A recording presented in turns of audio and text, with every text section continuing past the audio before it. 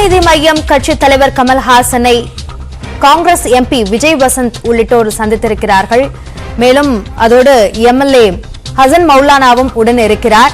EVKS Elangovan 1 மணிக்கு அளவில் அவரை சந்திப்பதற்கான வாய்ப்பிருப்பதாக சொல்லப்பட்ட நிலையில் காங்கிரஸ் எம்பி விஜய் வசந்த் மற்றும் ஹசன் மௌலானா ஆகியோரும் அவரை சந்தித்திருக்கிறார்கள். அதனை அண்மை செய்தியாக பார்த்துக் கொண்டிருக்கிறோம். கூடுதல் விவரங்களை செய்தியாளர் செல்வகுமாரிடம் கேட்கலாம். செல்வகுமார், இப்ப இந்த சந்திப்போட முக்கியத்துவம் என்ன? இவர்களோட சந்திப்புடனேயே EVKS இளங்கோவனும் இணைவாரா?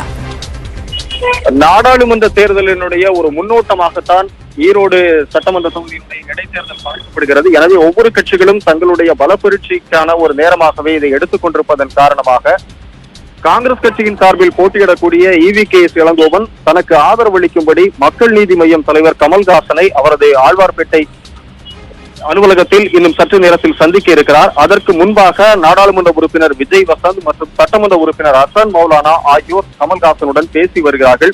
ஏற்கனவே காங்கிரஸ் கட்சியினுடைய தமிழ்நாடு காங்கிரஸ் கமிட்டி தலைவர் KS அழகிரி கமல்ஹாசனை தொலைபேசியில் தொடர்பு கொண்டு ஆதரவு கேட்டிருக்கிறார். இந்த சூழ்நிலையில் கமல்ஹாசன் தற்போது ஈரோடு மாவட்டத்தினுடைய மக்கள் நீதி மய்ய நிர்வாகிகள் மற்றும் தலைமை கழக நிர்வாகிகளோடு ஏற்கனவே ஒரு அரை மணி நேரம் ஆலோசனை நடத்தி இருக்கிறார். தனித்து போட்டியிடலாமா அல்லது காங்கிரசுக்கு கை கொடுக்கலாமா என்ற ஒரு கேள்விகளும் எழுந்திருக்கின்றன. இந்த பட்சத்தில் ஏற்கனவே ஈரோடு தொகுதியில் மக்கள் நீதி மையத்தின் சார்பில் ஏற்கனவே சட்டமன்ற தேர்தலில் போட்டியிட்ட வேட்பாளர் சுமார் 10,000 வாக்குகள் பெற்றிருப்பதன் காரணமாக இது ஒரு கணிசமான வாக்கு. எனவே இது திமுக மற்றும் காங்கிரஸ் கூட்டணிக்கு கிடைத்தால் ஒரு மிகப்பெரிய பலமாக இருக்கும் என்கிற பட்சத்தில் தான் அவர்கள் தற்போது கமல்ஹாசனை தேடி வந்திருக்கிறார்கள். இன்னும் சற்று நேரத்தில் EVKS இளங்கோவனும் கமல்ஹாசனை சந்தித்து ஆதரவு கேட்க இருக்கிறார். எனவே பெரும்பாலும் காங்கிரஸோடு கைகோர்த்து நிற்பதற்கு தான் கமல்ஹாசன் தற்போது முடிவெடுத்திருப்பதாக சில தகவல்கள் மூலம் தெரிய வருகின்றன. இன்னும் அதிகாரப்பூர்வமாக எந்த அறிவிப்பும் வெளியாகவில்லை. எனவே ஏற்கனவே ராகுல் காந்தியோடு நடைபயணத்தில் கைகோர்த்து நடந்த கமல்ஹாசன் இந்த சட்டமன்ற இடைத்தேர்தலிலும் கை கொடுக்க போகிறாரா என்ற ஒரு பெரும் கேள்வி எழுந்திருக்கிறது.